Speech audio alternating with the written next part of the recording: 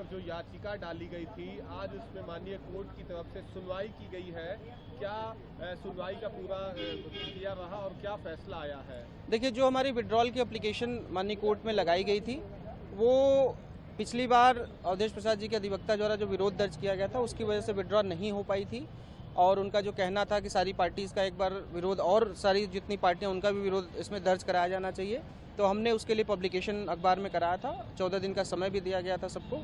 तो किसी अन्य पार्टी द्वारा कोई विरोध दर्ज नहीं कराया गया। आज हमारी फिर से 14 दिन बाद एप्लीकेशन कोर्ट में लगी थी और हमने कोर्ट से रिक्वेस्ट किया। कोर्ट ने हमारी रिक्वेस्ट को एक्सेप्ट करते हुए हमें विड्रॉ की परमिशन दे दी है। आज जब सुनवाई शुरू हुई तो माननीय जज साहब ने क्या मामले को लेकर कहा, पक्ष और विपक्ष की तरफ से क्या दलीलें दी गई? देखिए, आज विपक्ष द्वारा कोई दलील नहीं दी गई, क्योंकि उनके पास अब कोई ग्राउंड नहीं था। पहले उनके जो ग्राउंड्स थे वो डिले की टैक्टिक थी कि वो हो सकता था वो ये चाहते थे कि डिले कराया जाए, इलेक्शन बाई इलेक्शन वहाँ पे ना हो पाए।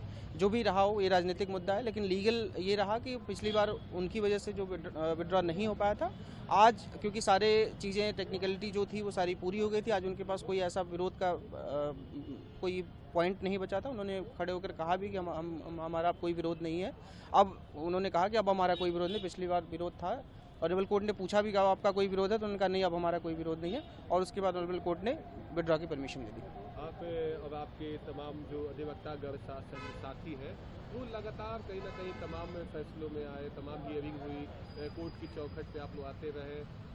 अब इस फैसले के बाद से क्या कहना चाहेंगे? देखिए, मुझे लगता है कि शायद पहले विड्रॉ हो जाती तो इलेक्शन मिल्कीपुर में जो बाई इलेक्शन हुए हैं वो साथ में हो जाता, मिल्कीपुर की जनता को भी अपना विधायक चुनने का मौका मिल जाता। लेकिन उन लोगों की वजह से, कुछ उनका जो विरोध दर्ज हुआ उसकी वजह से चुनाव नहीं हो पाए और मिल्कीपुर की जनता को थोड़ा सा सफ़र करना पड़ेगा कि उनको बिना विधायक के तो कुछ दिन और रहना पड़ेगा। लेकिन अब क्योंकि पिटीशन विड्रॉ हो चुकी है, तो अब ये रास्ता चुनाव का साफ हो गया है और कभी भी इलेक्शन कमीशन वहाँ पे अब इलेक्शन करा सकता है। तो ये मिल्कीपुर की जनता के लिए एक अच्छी खबर है। तो इसके आगे की प्रक्रिया क्या होती है?